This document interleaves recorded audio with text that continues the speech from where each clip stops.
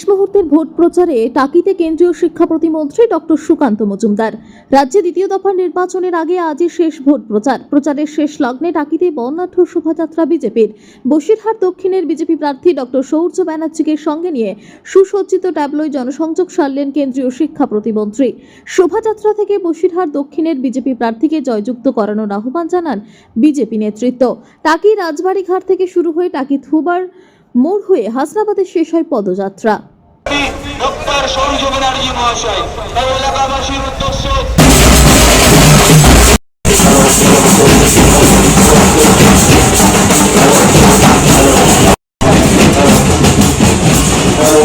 Report PB news.